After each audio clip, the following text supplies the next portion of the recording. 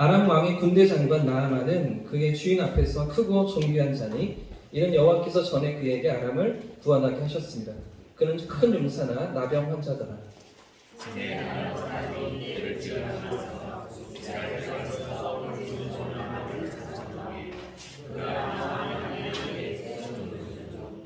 그 여주인에게 이르되 우리 주인이 사마리아에 계신 선지자 앞에 계셨으면 좋겠나이다. 그가 그 나병을 고치리이다 하는지라.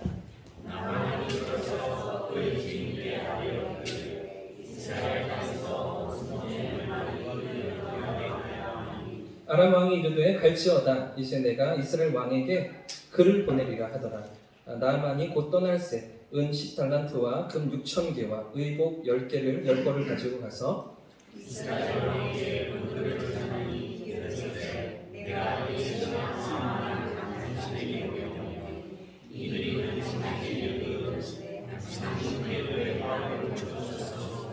함께 읽겠습니다.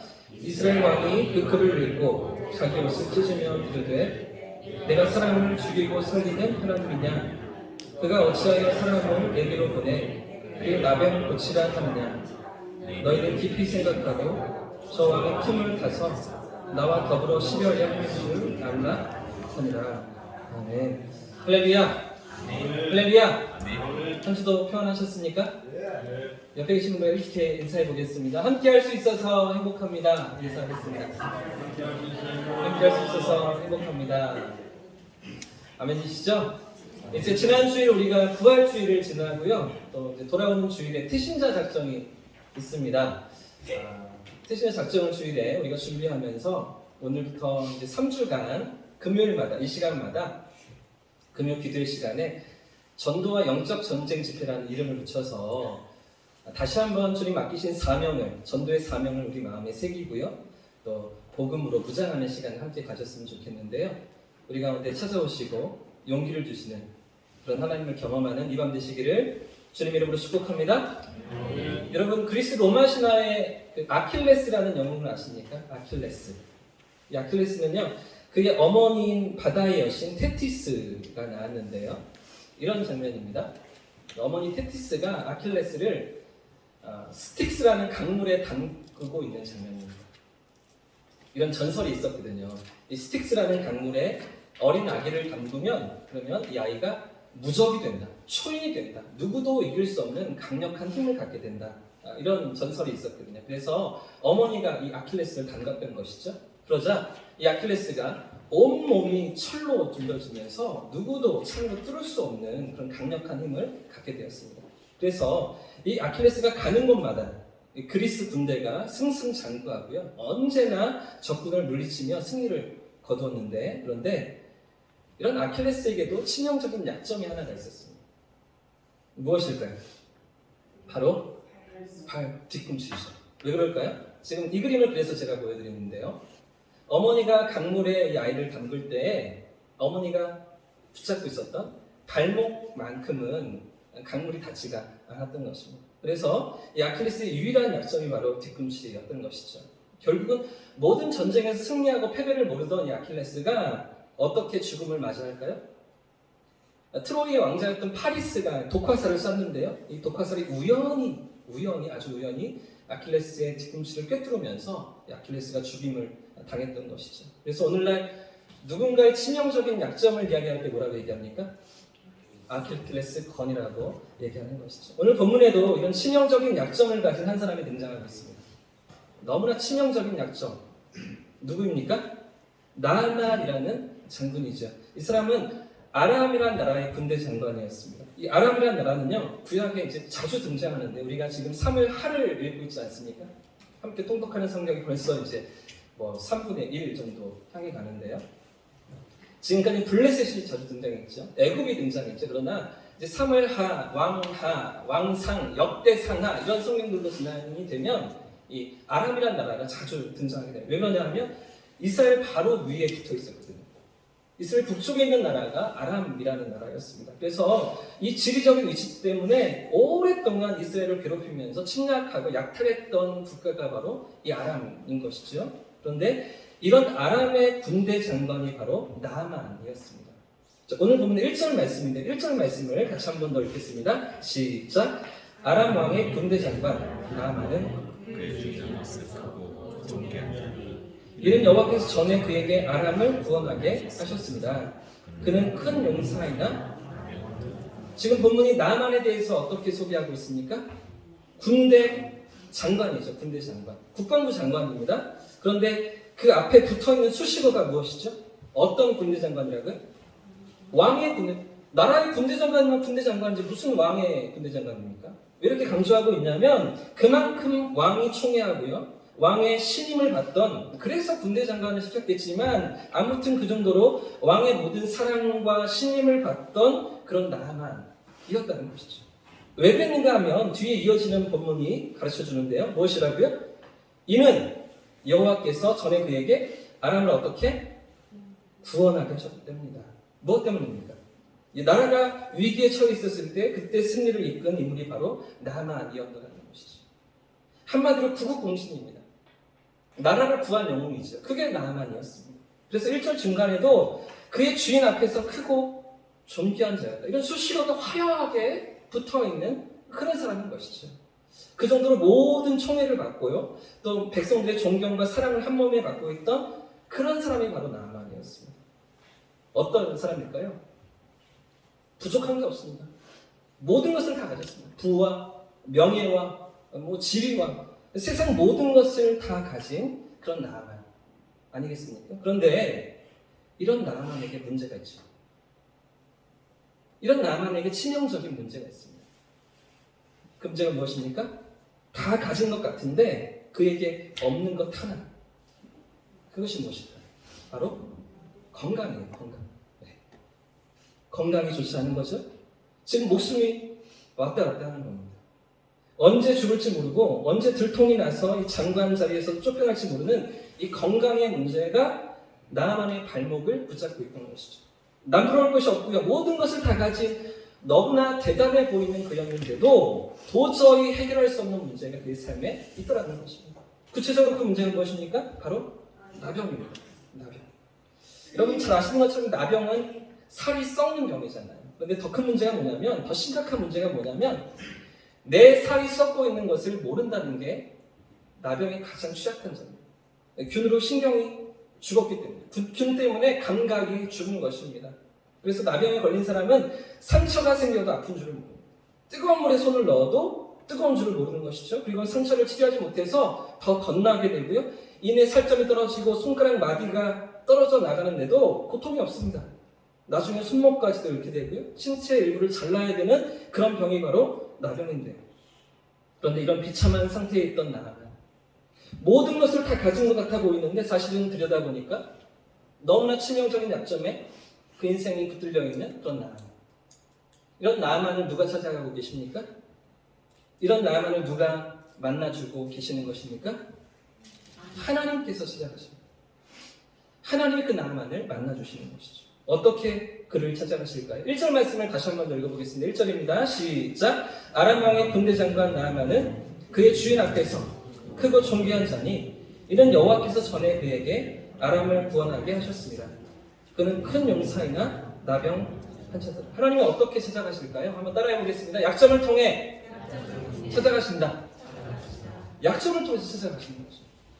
하나님이 그 나아만을 만나주실 때 약점을 통로로 하셔서 그를 찾아가시고 만나주시는 것이죠.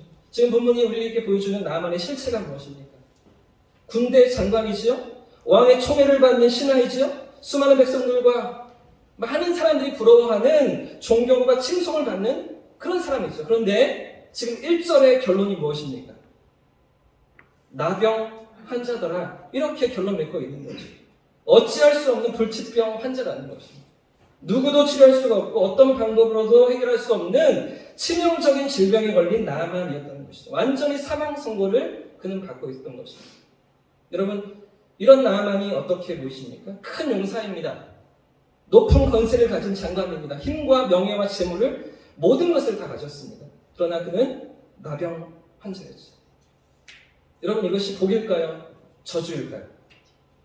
여러분, 이런 그의 삶이 부러우십니까? 아니면 안타까우십니까? 안타깝죠. 저주를 받은 거죠. 그러나 이 아픔이 저주로만 끝나지 않는 이유가 있는데요. 그 이유는 이 아픔을 하나님이 사용하셔서 이 아픔을 통해 만나주시기 때문입니다. 이 약점을 통해서 하나님이 찾아가시기 때문이죠. 이 나병이 아니면 하나님을 만날 수 있었을까요? 이 질병이 아니면 하나님 앞에 엎드렸겠습니까? 이 질병 때문에 갑옷을 벗는 것입니다. 이 약점 때문에 자신을 포장하고 있던 모든 것을 내려놓는 것이죠. 더는 용사가 아니라, 더는 군대 장관이 아니라 아무런 방법도 없고 아무런 힘도 없는 연약한 피조물로서 창조주 앞에 나아가는 것입니다. 그렇기 때문에 약점은 저주가 아니라 무엇입니까? 도리어 복인 것이죠. 할렐루야! 하나님을 만나는 통로가 되는 것입니다. 이 약점이 없었으면 좋겠고 피할 수 있었으면 좋겠고 우리 삶에 절대로 찾아오지 않았으면 좋겠다 싶은 그런 약점이, 치명적인 약점이 어쩌면 하나님을 만나고 하나님을 경험하는 도구가 되는 것이죠. 하나님을 만나는 그 통로로서 하나님께서 이 약점을 사용하셨던 것입니다. 사랑하는 여러분, 오늘도 하나님께서 사람들에게 찾아가시는 방법이 무엇일까요? 어떻게 우리들의 삶에 찾아오시고 다가오셔서 우리의 삶을 일으키시는 것입니까? 많은 경우의 아픔을 통해서, 우리의 약점을 통해서 하나님이 찾아오십니다. 하나님 우리를 만나주십니다. 그냥 하나님을 만나는 사람들이 어디에 있습니까? 그저 아무런 어려움도 없이 하나님이 필요하다며 하나님을 찾는 사람들이 어디에 있겠습니까? 정말 그런 사람들이 있다면 좀 수상하죠. 좀 생각해 봐야 되는 사람들입니다. 어떤 내막이 있는지, 혹시 추수꾼은 아닌지 확인해 봐야 되는 거죠. 우리도 그렇지 않습니까? 우리 삶의 문제와 고난 속에서, 아픔 속에서 하나님이 찾아오시고 우리를 만나주지 않으셨습니까? 그 약점을 하나님이 사용하시는 것이죠. 그 아픔이 복이 되게 하시는 것입니다. 그렇기 때문에 오늘 이 밤 우리가 기도하면서 하나님 앞에 나아갈 때 어떻게 기도해야 될까요? 우리 주변에 있는 영혼들을 품으면서, 우리에게 허락하신 영혼들을 우리가 품고 기도의 자리로 나아가면서 그들의 삶의 아픔이 하나님을 만나는 기회가 되기를 우리가 기도해야 하는 것이죠. 할렐루야! 누가 생각나십니까? 우리 주변에 어떤 아파하는 영혼들이 생각나십니까? 어떤 어려움 가운데 있는, 어떤 고난 가운데 있는 인생들이 생각나십니까? 그 아픔이, 그 약점이 하나님을 만나는 통로가 되기를 우리가 기도해야 하는 것이죠. 그 한 고비를 넘어간다고 끝나는 문제가 아닙니다. 그 인생의 어려운 숙제를 해결한다고 그대로 다 행복이 찾아오는 것이 아니죠. 여전히 산 넘어 산이 있죠. 여전히 삶의 갈증이 있습니다. 해결할 수 없는 목마름이 있는 것이죠.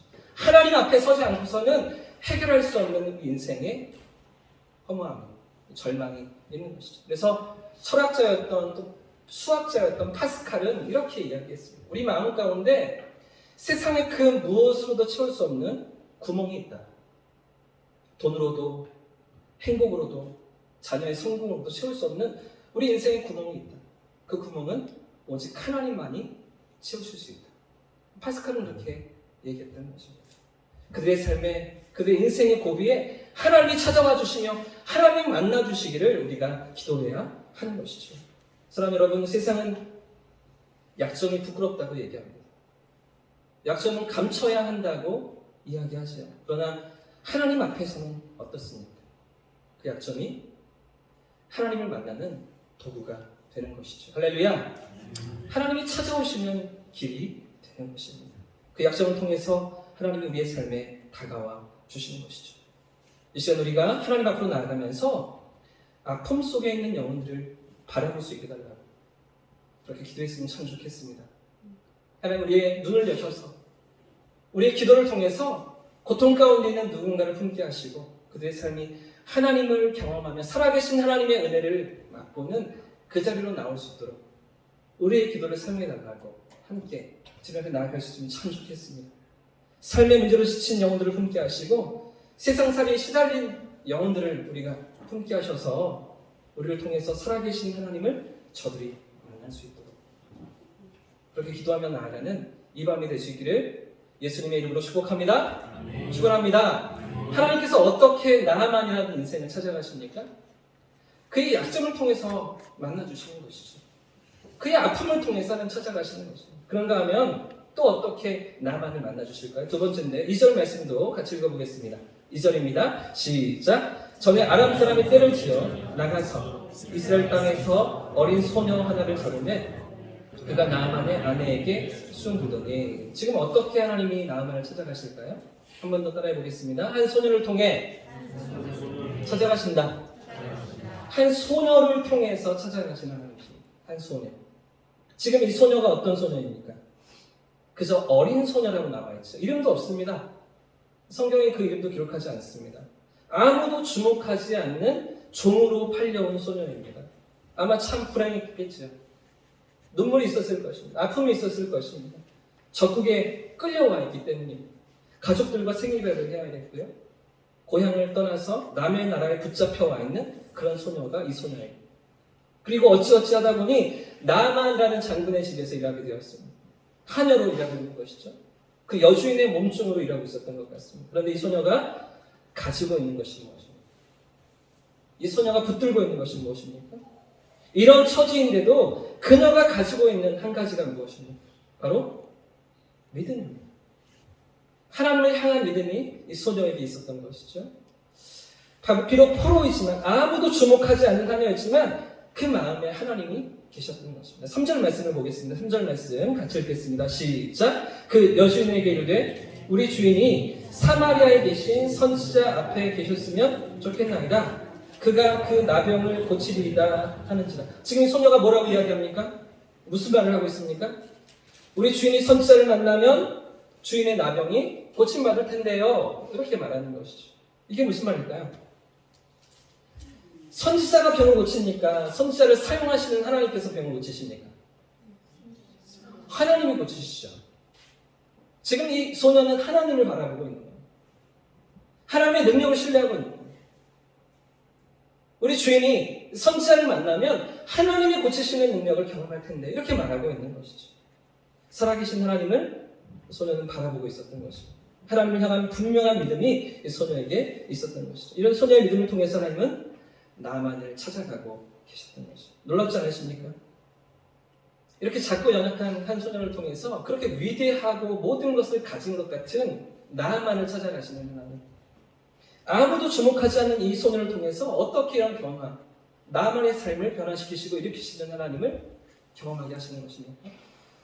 하나님이 이 소녀를 쓰시기 때문이죠. 하나님이 이 소녀를 통해 일하기를 기뻐하시기 때문입니다. 하나님께서 어떤 사람을 사용하실까요? 하나님이 누구를 사용하시는 것입니다. 가진 것이 많아야 쓰임받는 게 아니라는 것이죠. 재능이 있어야, 능력이 있어야, 배경이 있어야 그래야 쓰임받는 것이 아니라는 것입니다. 어떤 사람이 쓰임받는 것입니다. 누구든지 쓰시는 것이죠. 하나님이 원하시는 누구라도 사용하시는 것입니다. 세상에 볼 때 아무것도 없어 보여도 그렇죠? 아무도 주목하지 않아도 이 소녀가 그렇잖아요. 이 소녀에게서 과연 누가 이런 하나님의 일하심을 기대할 수 있었을까요? 이 나만의 삶을, 이 가정을, 이 온 국가를 그렇죠? 축제를 만들어내는 그런 변화를 이 한 소녀에게 누가 과연 기대했었을까요? 하나님이 그 인생을 사용하시는 것이죠. 하나님이 그 작은 소녀를 사용하시는 것이죠. 하나님 손에 붙들린다면 누구라도 쓰시는 것입니다. 할렐루야! 사실 지금 얼마나 비참한 상황입니다. 그 소녀의 입장에서 보면 얼마나 괴로운 상황입니다. 누가 거들떠보긴 했겠습니까? 누가 주목하긴 했겠습니까? 그런데도 누가 주목하고 계시죠? 누가 사용하고 계십니까? 하나님이 주목하고 계십니다. 그 믿음을 가진 그 소녀를 하나님이 사용하시는 것이죠. 한 인생을 일으키고 모든 고통에서 건져내는 통로로 그렇죠? 나만의 삶을 변화시키고 그 질병과 영혼의 문제까지 고치는데 하나님은 이 작은 소녀를 사용하셨던 것입니다. 사랑하는 성도님들, 오늘 하나님은 어떤 사람을 사용하십니까? 하나님은 누구를 사용하기를 원하십니까? 아픔과 비론 속에 있는 영혼들을 찾아가시기 위해서, 만나주시기 위해서 하나님은 누구를 사용하시는 것입니다. 이 작은 한 소녀와 같은 우리를 사용하기를 원하시는 것이죠. 할렐루야. 우리가 아무것도 없다 해도, 세상에 내세울 것이 없다 해도, 누가 알아주지 못한다 해도 하나님 손에 붙들리면, 주님이 쓰신다면 우리가 쓰임받는 것이죠. 우리를 통해서 하나님의 일하심이 나타나는 것입니다. 하나님 오늘도 그렇게 살아계신 당신을 드러내시기 위해서 우리를 쓰시기 원하시는 것이죠. 종으로 끌려온 이 한 소년을 통해 역사하시고 나만의 삶을 바꿔놓으신 하나님께서 오늘도 여전히 당신이 구원하실 자를 찾아가시면서 우리를 통해서, 아니요, 나를 통해서, 할렐루야, 함께 따라해보겠습니다. 나를 통해서 하나님이 일하신다. 한 번 더요. 나를 통해서 하나님이 일하신다. 할렐루야. 그 하나님을 기대하는 이밤 되시길 축복합니다. 그 하나님을 기대함으로 나아가는 우리 기도가 되었으면 좋겠습니다. 사실은 우리 안에 두려움이 있잖아요. 태신의 작정을 해라. 벌써 현수막이 바뀌어 걸렸네요. 매뉴얼이 나왔습니다. 이제 문자도 보내고 전화도 걸고 밥 먹자고 초대도 하고 초대장도 보내고, 그렇죠? 그러면서 5월 21일 전도 축제를 우리가 준비하는데 두려움이 있죠. 부담감이 있죠. 싫어하면 어떻게 하지? 이상하게 쳐다보면 어떻게 하지? 직장에서 나를 왕따시키고 은근히 따돌리고 은근히 이렇게 끼워주지 않으면 어떡하지? 이런 마음들이 생기지 않으십니까? 근데 그런 부담감이 또 언제 있으셨습니까? 이런 두려움이 또 언제 있으셨습니까? 지난 주일날. 언제 있었다고요? 지난 주일날. 언제 있었어요? 지난 주일날 1시 반에 계란을 들고 나가면서, 그죠? 교회 주변에 계란 전도를 우리가 나가면서 과연 문을 열어줄까? 반갑게 맞아줄까? 욕을 들어먹는 건 아닌가? 욕 들으신 분도 계시더라고요. 싫다고 거절당하시고 안 받는다고 하시는 분들도 있었다고요? 하시더라고요. 나가면서 두려움이 있는 거죠. 복음을 들고 나가면서 주저하는 마음이 생기죠. 그런데 돌아오면서 어떤 마음이 있으셨습니까? 다녀오시면서 어떤 고백이 있으셨습니까? 문을 열어주던데요. 반갑게 받아주던데요. 얘기를 들어주던데요. 이전에 대형교회 나갔었다고 얘기하시던데요. 우리 자녀들이 교회를 출석했었다고 얘기하시던데요. 이런 고백들 하지 않으셨습니까? 두려움이 우리에게 있죠. 우리를 통해서 어떻게 하나님 일하실까? 주저하는 마음이 우리에게 있죠. 그러나 믿음으로 순종하며 나아갈 때, 하나님의 일하심을 기대하며 나아갈 때 하나님이 쓰시는 줄 믿습니다. 우리를 사용하시는 줄 믿습니다. 그 계란 200개가 뭐라고요? 이게 어떻게 쓰임 받겠습니까? 그게 어떤 결과로 돌아오겠습니까? 그러나 하나님의 때가 되면 하나님의 방법으로 일하시고 그것들이 씨앗이 되게 하셔서 열매 맺게 하실 줄 믿습니다. 그런 하나님을 기대하시고 그런 하나님의 일하심을 꿈꾸면서 이 4월과 5월을 살아내는 저와 우리 모두의 삶을 축복합니다. 다시 한번 그래서 복음을 들고 세상을 향해 전진하는 담대한 믿음으로 영혼을 향해 나아가면서 기도를 심고 믿음을 심는 저와 우리 모두의 삶을 축복합니다. 하나님께서 나만에게 어떻게 찾아가고 계십니까? 어떻게 그 절망 가운데 인생을 만나주고 계십니까? 한 소녀를 통해서 만나주시는 것이죠. 그 약점을 통해서 만나주시는 것입니다. 그런가 하면 마지막 한 가지가 더 있는데요. 자, 2절과 3절 말씀을 다시 한 번 더 읽겠습니다. 2절과 3절입니다. 시작. 전에 아람 사람이 떼를 지어 나가서 이스라엘 땅에서 어린 소녀 하나를 잡으매 그가 나만의 아내에게 수종들더니 그의 여주인에게 이르되 우리 주인이 사마리아에 계신 선지자 앞에 계셨으면 좋겠나이다. 아멘. 네, 지금 하나님께서 어떻게 나만을 찾아가십니까? 한 번 더 따라해 보겠습니다. 우연을 통해 찾아가신다. 마지막 세 번째는요, 우연을 통해서 찾아가십니다. 우연을 통해서. 우연히 만나주시는 하나님이시죠. 지금 나아만은 너무나 놀라운 소식을 듣고 있습니다. 어쩌면 나아만은 방법을 찾다가 완전히 포기하고 있었는지도 모르겠습니다. 왜 그러냐면 이 소녀의 말 한마디에 그 대단한 군대 장관이 움직이고 있기 때문입니다. 더 이상의 방법이 없는 것이죠. 약도 의술도 할 수 있는 건 다 해보았습니다. 근데 안 되는 거죠. 근데 우연히 들려온 한마디, 우연히 듣게 된 그 이야기가 나만의 마음을 움직이고 있는 것입니다. 이런 나만에게 희망의 불씨가 어디에부터 시작되고 있는 것입니까? 우연히 들은 이야기에서 시작되는 것이죠. 생각해 보십시오. 지금 이 소녀가 군대 장관에게 그 나아만에게 나아가서 장로님 가셔야 됩니다. 이스라엘로 가셔야 됩니다. 선지자를 만나셔야 됩니다. 설득했겠지요? 그렇게 했겠죠? 그럴 수가 없는 관계입니다. 말 한마디 붙일 수가 없습니다. 그렇게 말하지 않았을 것입니다. 아마도 스쳐 지나가는 얘기를 했겠죠. 이 소녀가 같이 일하는 사람들 틈에서 이렇게 얘기했을 것입니다. 우리 주인님, 이스라엘의 선지자를 만나면 그러면 고침 받으실 텐데요. 이런 얘기를 하지 않았겠습니까? 근데 이런 이야기가 누구에게 들립니까? 3절을 보시면 여주인에게 들려지게 됩니다. 그리고 여주인이 또 누구에게 전달하는 것이죠? 남편 나아만에게 전달하는 것이죠. 그런데 지금 이 나아만이 그 이야기, 전달된 그 이야기를 듣고서 어떻게 반응하고 있습니까? 4절도 보십시오. 제가 읽겠습니다. 나아만이 들어가서 어디로 들어갑니까? 왕궁으로 들어갑니다. 그 아람왕에게 앞에 나아가서 그의 주인께 아뢰어 이르되 이렇게 반응하고 있는 것이죠. 완전히 목을 걸고 있습니다. 여기에 모든 것을 걸고서 왕을 찾아가고 있는 겁니다. 이게 말이 됩니까, 여러분? 이게 납득이 되세요? 군대 장관이 종으로 잡혀온 이 소녀의 이야기를 듣고서 왕을 찾아가 만난다고요? 왕을 설득한다고요?